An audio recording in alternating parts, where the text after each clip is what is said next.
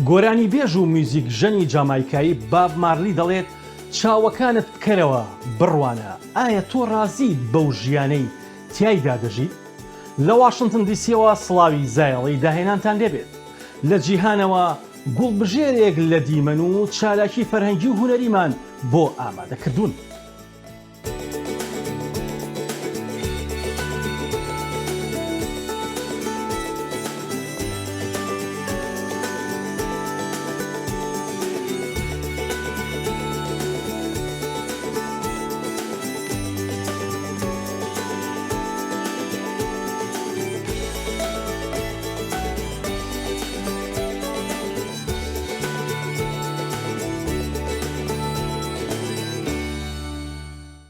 ئەو کاتی تالیبان دەسەڵاتدار بوو مۆسیقای قەدەغە کردبوو، ڕێی بە کچان و ژنانی ئەفغانستانیش نەدەدا کار بکەن یان لە چالاکیەکاندا بەشدار بن. خانمە مامۆستایەکی میوزیک ژەن هەڵهاتووە بۆ ئەمریکا و خەمی ئەو کچە بێسەرپەرشتانەیەتی کە کاتی خۆی فێری مۆسیقای دەکردن و ئۆرکێسترایان دامەزراندبوو، ئێستاش لە ترسا هەمیان پەرتەوازە بوون.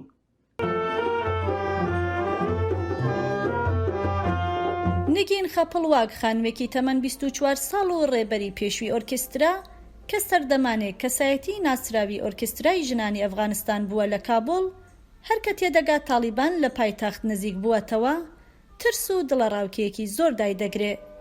دوایین جار کە چەکدارە ئیسلامیەکان لە 10 ساڵادا بوون، موسیقایان قەدەخە کرد و ژنان ڕێگە پێدراو نەبوون کار بکەن.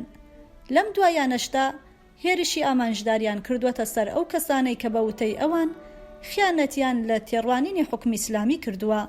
خەپڵواک دەڵێ لە ژوورەکەیدا شتێک بەخۆی دادەدات و قۆڵە ڕووتەکانی دادەپۆشێت و کۆمەڵێک کەلوپەل لەوانە هەندە ئامێری موسیقا و ئەو وێنە و گرتانەی کە لە نمایشە موسیقیەکان کۆی کردووەتەوە یان دەیان سووتێنێت یان دەیان شارێتەوە. هەستێکی زۆر ناخۆشم هەبوو، وا هەستم دەکرد کە هەموو یادگاری ژیانم سوتاون و بوون بە خۆڵەمێش. خەپڵواک لە ئیستادا هەڵهاتووە بۆ ئەمریکا. ئەو یەکێک لەو دەیان هەزار کەسانەیە کە لە دوای داگیرکردنە خێراکەی تالیبان لە ئەفغانستان هەڵاتووە. ئۆرکێسترای زۆرە کە خەپڵواک ڕێبەری کردووە بە شێوەیەکی سەرەکی لە خانمانی بێسەرپەرشتی کابول پێک هاتووە کە تەمەنیان لە نێوان 13 بۆ 20 ساڵدایە. ئەو ڕێکخراوەی کە لە ساڵی 2014 پێک هاتبوو ببوو بە هێمایەکی جیهانی بۆ ئەو ئازادیەی کە ئەفغانیەکان سەرەڕای بربەستەکانی کۆمەڵگەیەکی داخراو لە 20 ساڵی ڕابردوودا کە تالیبان نەمابوو لەو وڵاتە بەدەستیان هێنابوو. هەمومان دڵمان شکا، کەس چاوەڕێ ئەوەی نەدەکرد دۆخەکە بەو ئاراسەیە بڕوات و هەرگیز پێشبێنی ئەوەمان نەکرد کە ئەفغانستان جارێکی تر بگەڕێتەوە بۆ سەردەمی بەردین. ئێمە خەڵکی ئەفغانستان بە خوێندکارانیشمانەوە زۆر بێ هیوا بووین لەو خیانەتە بەگەلی ئەفغان کرا لەلایەن کۆمەڵگای نێودەوڵەتیەوە.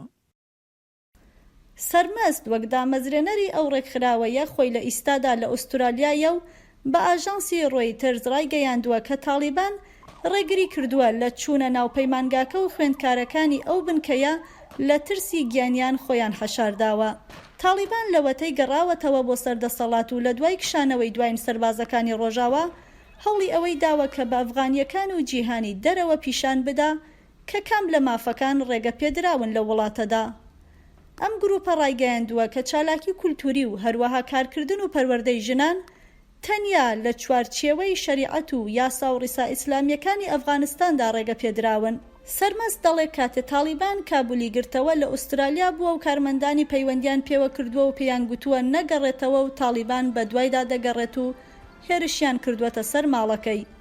مەترسیەکانی بەردەم هونەرمەندانی ئەفغانستان لە ساڵی 2014ەوە بە شێوەیەکی دەڕەندانە خۆی دەرخست. ئەو کاتەی کە خۆکوژێک لە کاتی نمایشێکدا لە خوێندنگایەکدا کە فەڕەنسیەکان لە کابۆڵ بەڕێویان دەبرد خۆی تەقاندەوە و تیایدا سەرمەستیش بریندار کرا. ئەو کات چەکدارانی تالیبان هێرشەکەیان گرتە ئەستۆ و شانۆگەریەکەیان ئیدانە کرد و گوتیان ئەوە سوکایەتیکردن بووە بە بەها ئیسلامیەکان. نەزیرە واڵی تەمەن 21 ساڵ کە ژەنیاری ئامێری چێڵۆ بووە لە ئۆرکێسترای زۆهرەدا دەڵێ ژیان لە ژێردەسەڵاتی تالیباندا دەتوانێت زۆر مەترسیدار بێ. واڵی کە لە کاتی هاتنەوە سەرکاری تالیبان لە ئەمریکا خەریکی خوێندن بووە دەڵێ لەگەڵ ئەندامانی ئەو ئۆرکسترایە لە پەیوەندیدایە و ئەندامەکان زۆر ترساون و خۆیان حەشارداوە و ئامێرەکانیان شکاندووە و لە تۆڕە کۆمەڵایەتیەکانیشدا نەماون. دڵم دەلەرزێت لە ترسی ئەوانەی لەوێ ماونەتەوە چونکە تالیبان لەوەیە و ناتوانین پێشبینی ئەوە بکەین کە لە ماوەی 30 خولەکی داهاتوودا چیان بەسەردەهێنێت. خەپڵواگە کە لەو کەسانە بووە کە توانیوێتی لە فڕۆکەخانەی کابۆڵەوە هەڵبێ دەڵێ پێشاتنەوەی تالیبان لە قوتابخانەی موسیقا ئەو ڕۆژی ناخۆشی نەبووە و هەمیشە موسیقا و ڕنگ و دەنگی جوان بووە. دەشڵێ بەڵام ئیستا بێدەنگی باڵی کێشاوە بەسەر وڵاتدا و هیچ گۆڕانێک ڕوو نادات لەو وڵاتەدا. بەفراوی نووری، دەنگی ئەمریکا، واشنگتۆن. خاوەنی دەیان چیرۆک و ڕۆمان و چەندین کاری وەژێڕانە لە پاسەوانەکانی خودداوە بۆ بنەماڵەکانی مێخەک و خەیاڵ و ژێڕانەوە بە قوڵی تان و پۆی ڕوودا و مێژوو دەکات. هێشتا جێلاسی خوێن و تارژەنی ڕەنگ مردن لە سەردەمی ئەفسانەکاندا بەرجەستە دەکەنەوە. بەڵام زارەکانی خەون و هەنار و فریشتەی مردن تا ئەو پەڕی نۆستالژیا تا ئەو پەڕی تەلیسمی خەون دەتبەن لەگەڵ خۆیاندا. عەتا محەممەد لە سویدەوە میوانی زایڵی داهێنانە. عەتا محەممەد بەخێر بێ بۆ بەرنامەی زایڵی داهێنانی دەنگی ئەمریکا. زۆر سپاس. سپاس سۆژیان. زۆر سپاس. عەتا هەڵبەت ئەمەوێ بەیادەوەیەکی زۆر جوان دەست پێ بکەین. من لەم ڕۆژانایەوەم بیرکەوتەوە یەکەمین کتێبی تۆ بوو بە هەڵەیان نەچوو بم 24 ساڵ 23 ساڵ لەمەوبەر لای هۆڵی ڕاپەڕینەوە لەو ناوەیە بوو کۆڕۆشت هەبوو کتێبەکەت بەدەستەوە بوو وتی ئاسۆ وەرە نوسخەشم کەمە زۆر حەز ئەەکەم نوسخەیەکت بمێ. زۆر دڵم پێخۆش بوو یەکەمین کتێبی تۆ بوو بە هەڵەیان نەچوو بم بە عەرەبی نووسی بوو. زۆر حەزەکەم بگەڕێنەوە بۆ ئەو سەروەختە یەکەمین ئیشی تۆ وابزانم بە عەرەبی شتت نووسی. ڕاستە ئەوە بیرەوەریەکی سەیر و خۆش بوو بیری هێنامەوە. ئەو کاتێک گەرمی شەڕی ناوخۆ و بێزارینەوەیەک لە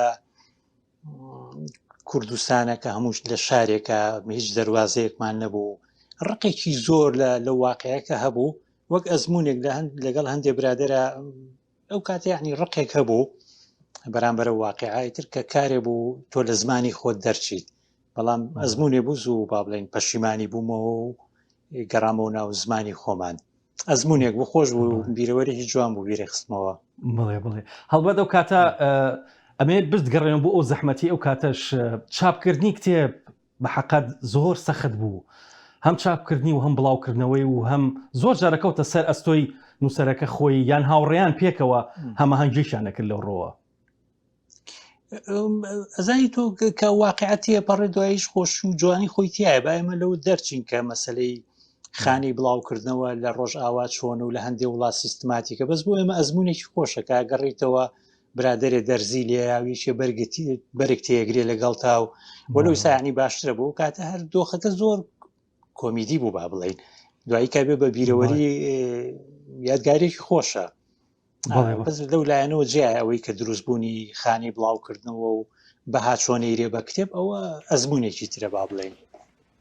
بە دڵنیاییەوە ئەتا هەڵبەت کە گەڕامەوە کۆمەڵێک کتێبی تۆم بە حەقەت ئەو دیارە جوانانت زۆر دڵی خۆش کردم لەبەرەوەی کە دەمێ بوو یەکترمان نەبینی بوو و هاوکات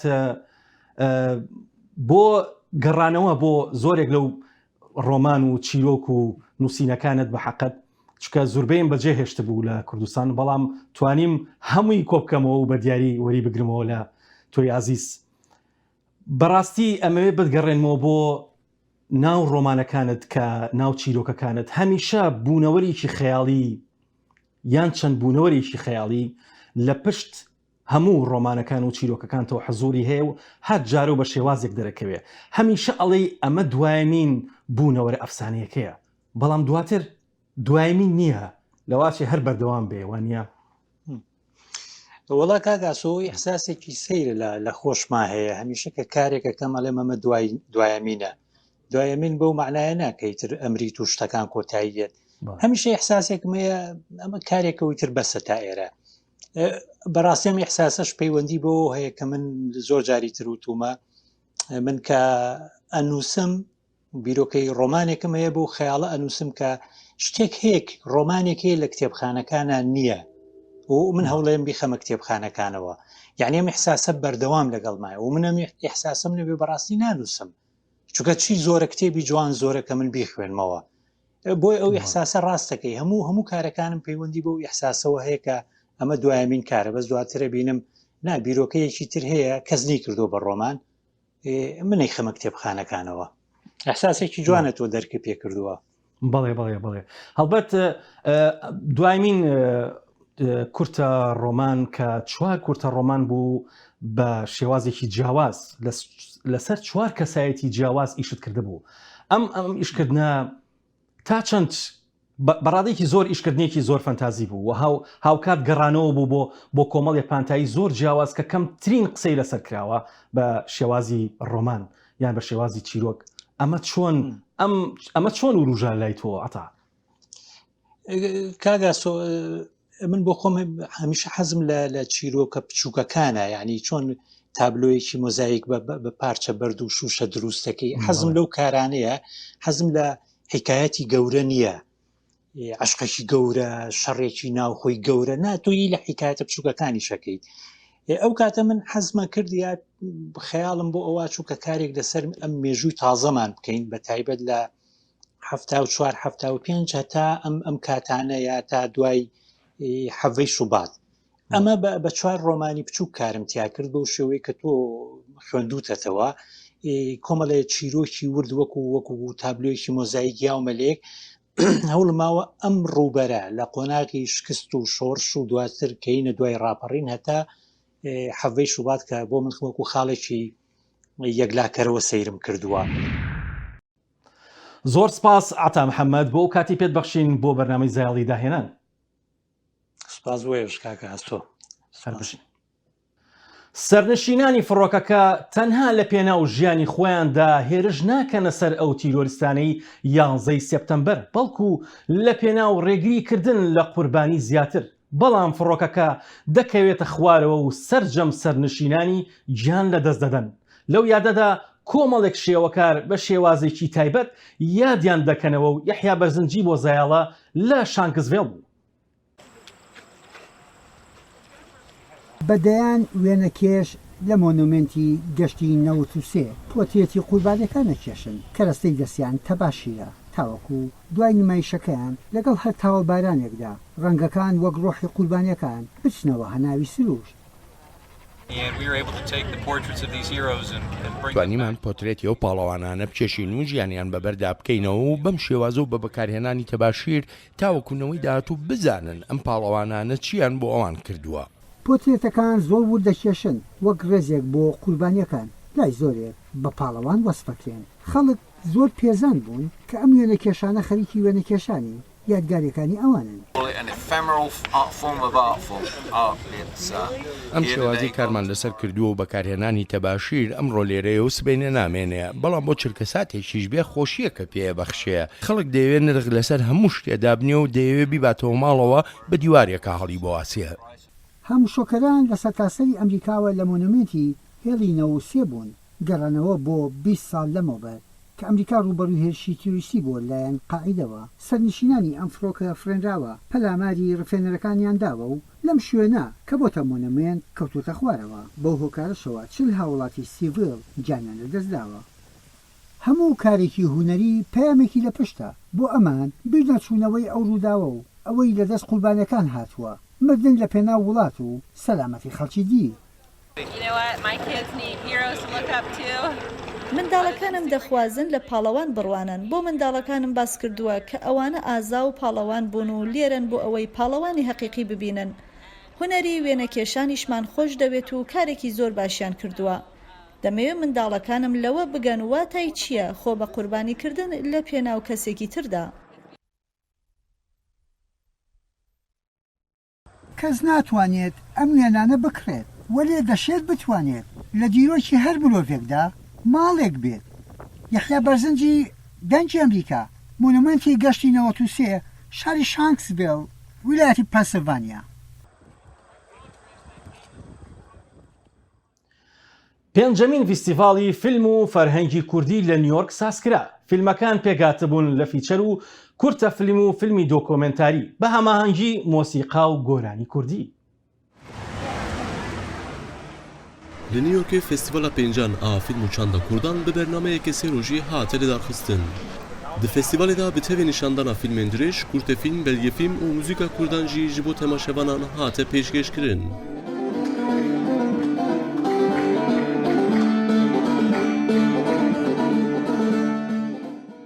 Fexrî Şeker yek ji wan rêvebirên festîvalê ye û wî got ku derhenerên fîlmên ku tên nîşandan zêdetir Kurd in.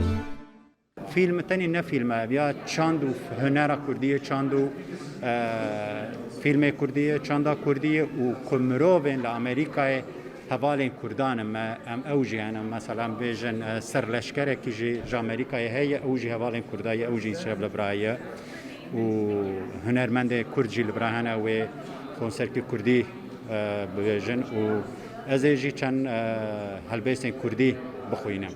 Lilian Avedian li bajarê Nîyorkê şagird e û got ku ew bi saya festîvalê di derheqê Kurdan da gelek tişt hîn bûye. Absolutely. So I'm a student at the NYU Hoggle Kevorkian Center for New. Ez li New Yorkê şagirdim û li wêrê min bihîst ku fîstevala film û çanda Kurdan tê li darxistin. Îro li vêrê roja min ya duwe me ez gelek demên xweş derbas dikim. Min heta niha temaşeyê 6 filman kiriye. Ez di derheqa Kurdan çand û berxwedana wan da pir tiştan fêr dibim. Filmê ku min herî zêde hejê kirî filmê mêjban bû. Derheqê poteriya mirovekê gelek baş bû. Ahmet Ferhadî jî li zanîngeha Nîyorkê profesör e û ev sê rojin beşdarê festîvalê dibe. Ferhadî got ku ew gelek kêfxweş e. Lewre dikare fîlm û çanda Kurdan li Nîyorkê bibîne. ئەو فلیمێ ئەو ڕۆ بینیم پێش ماوەیەکی کەم باشم لەبیرەوە بزانم لە هەمویان خۆشتر بوو لەبەر ئەوەی لایەنێکی سیاسی تێدا نەبوو باسی کوردێکی دەکرد کە مێشنجوین بەخێو دەکات زۆر کەس پێی دەڵێن هەنگ بەخێو دەکات لە کوردستانی باشوور واتە لە کوردستانی تورکیا بە دەربەدەری ڕووی کردوتە سوێسرا بەڵام لەوێش هەر خەریکە لەوێش هەر هەنگ بەخێو دەکا و لە زۆر ڕووەوە لەگەڵ سروش دەیبەستێتەوە و لەگەڵ ژیان بە شێوەی گشتی دەیبەستێتەوە بەڕاستی زۆر بەدڵم بوو. Divê naberê da nivîskarê Pirtûka bi navê Keçikên Kobanê Gêlî Zemakleman jî beşdarê festîvalê bû û ji bo xwendekarên xwe pirtûkên wan îmze kir. Her wiha di festîvalê da ji bîstan zêdetir fîlm hatin nîşandan. Sinan Tunçdemîr, Dengê Amerîka, New York.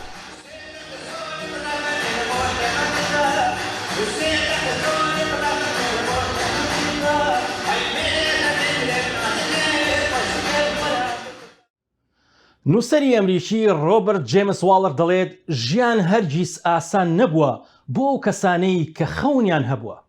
شاخەوانی نەک هەر پاڵەوانێتێکی سەختە بەڵکو یاریێکی پڕ لە سەرکێشیە.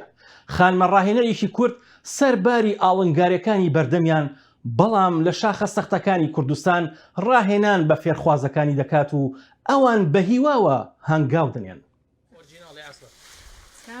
گروپێکی شاخەوانیە و خۆیان بۆ وەرزشی بەردەوانی ئامادە دەکەن کە بەشێکی گرنگە لە شاخەوانی. سەرکەوتن بەسەر شاخە بەردینەکان کارێکی ئاسان نییە و سەرکێشیە بە ژیانەوە، بەڵام پەیمان کە ژنێکی دانیشتووی سلێمانیە بێگوێدانە مەترسیەکان بەسەر شاخی بەردینی هەزار مێردا سەر دەکەوێت. ئەوەی 6 ساڵە خەریکی بەرزشی شاخەوانین خۆشبەختانە لە ماوەی ئەم 6 ساڵەیە نزیکەی 300 بۆ 85 گەشتمان کردووە بۆ هەموو ناوچە جیاجیەکانی کوردستان. ماوەی 3 مانگە دەستمان کردووە بە بەشێکی تری وەرزشی شاخەوانی، ئەویش وەرزشی بەردەوانیە. بەشی بەردەوانی بەشی هونەری و تەکنیکیە، ئەویش بەشێکی زۆر هەستیار و گرنگە لە بواری شاخەوانیە، بەڵام بەشێکی پڕ مەترسیداریشە لەگەڵ ئەوەی کە بەشێکی گرنگ و بەشێکی هونەریە. ئێمە سەرەتا دەورەیەکم بینی کە یەکێتی شاخەوانی کوردستان بۆی کردبووینەوە. دوا دەورەکە هەستاوین بە ڕۆژانە ئین لە هەفتەی جارێ بۆمان کرێت 2 جار تەمرینەکەین لە شاخی هەزار مێرد لەگەڵ چەندین ئەندامی چالاشی گروپەکەمانە. گرفتی گەورەی گروپەکانی بەردەوانی نەبوونی شوێنێکە بۆ مەشقکردن تا خۆیان لەسەر سەرکەوتن بەسەر تاشە بەردەکاندا ڕابهێنن. ئەوان هێندە ئارەزویان بۆ بەردەوانی هەیە، ناچارن لەسەر شاخە بەرز و سەختەکان ڕاهێنان ئەنجام بدەن. ئێمە لە ناو سلێمانیە پێویستمان بە شوێنێکە بۆ تەمرینکردن بۆ بەردەوانی. بەڕاستی ئێرە کە ئێمە یاری لەم شوێنە ئەکەین یاریەکەین بە ژیانی خۆمان. کەوتنە خوارەوە لێرە مردنێکی ئەکیدیە، بەڵام ئەگەر قاعەیەک هەبێ شوێنێک هەبێ هاوکارمان بکەن بۆ شاخەوانان بۆوانەی کاری بەردەوانیەکەن لەوێ کەوتنە خوارەوە ئاسانترە و تەمرینە و بەستنەوەیە و زەویەکەشی دانراوە بە تایبەتی بۆ ئەوەی کە تۆ کەوتیتە خوارەوە ئازیێتت نەبێ. وەرزشی بەردەوانی ئامادەکاری و خۆتوند و تۆڵکردنی دەوێت بەو پێی هەر خەمساردی و هەڵەیەک دوور نییە ژیانت بخاتە مەترسیەوە. بەردەوانیش دەگمەنێ ینی سێ چوار گروپ ئەو پەڕی لە شاری سلێمانیا کاری فەنی بکەواتە بەردەوانی کە بەردەوانی بەشێکە لە هەرە بەشە گرنگەکانی شاخەوانی کە سەرکێشیە بە ژیانی خۆتەوە و لەگەڵ ئەوەشە ینی وەرشەکە ڕۆژ بە ڕۆژ بەرەو پێشتون بەخۆی و بینی و خەڵک پەیوەندی دەکات و خۆشبەختانەش ئێمەش وەکو گروپەکانی تری شاری سلێمانی وەکو گروپی شاخەوانی هەزار مێرد هیچمان لەو گروپانی تر کەمتر نییە. وەرزشی بەردەوانی لە ساڵی 2017 لە هەرێمی کوردستان دەستی پێکردووە و چەند گروپێک سەرقاڵی ئەم جۆرن لە وەرزش. بێگوێدانە توانە سنووردار و بربەستەکانی بەردەمیان دەیانەوێت ئەم جۆرە وەرزشە پێشخەن. دڵشاد ئەنوار، دەنگی ئەمریکا، سلێمانی. شارە دێرینەکەی تورکیا هێراپۆلیس دەکەوێتە ڕۆژئاوای ئەناتۆلیاوە. مێژووی ئەم شارە دەگەڕێتەوە بۆ سەدەی 11 بەردەزین و شاری باوەڕدارە دێرینەکان بووە و شوێنەوەرناسەکان دەڵێن شارێکی پیرۆز بووە. باژارê Antîk Hierapolis li Tirkiyê di nav tixûbên bajarê Denizlî de cî digire. Hierapolis li aliyê Qiralê Bergamayê ve berî zayînê sed sala 11 de hatiye damezrandin. Piştî meçîna travertenên Pamukkale'yê li ser girekî mezin ev bajarê antîk dest pê dike. Li ber ku hewariyên Hezretî Îsa Sete Filîp li vir hatiye kuştin di warê baweriyê de jî ciyekî girîng digire. Arkeologan jî ev der wek bajarê pîroz binav kirine. Di nav vî bajarî de birka antîk jî gelek balkêş disekine. Pir kes bawer dikin ku ev birk mirova derman dike. Dîsa Angora'ya antîk, amfiteyatr, müzaxane û gelek ciyên din di nav Hierapolis de cî digirin. Geştyarên ku tên serdana vê derê jî pir dilxweşî dibin. Daha önce bu bölgeye hiç gelmemiştim. Ev cara yekeme ku em têne vê derê. Em li gelek ciyan geriyane lê me heta niha ev der nedîtibû. Em çel deqîqeyan meşiyan û daketin ser vî girî. Lê rastî ev dîmena ku derket pêşiya me li ser me bandoreke efsanayî çêkir. Ez bawerim ku em ê ji vê gerê gelekî kêf bigirin. Li her derê dinyayê geştyar têne vê derê.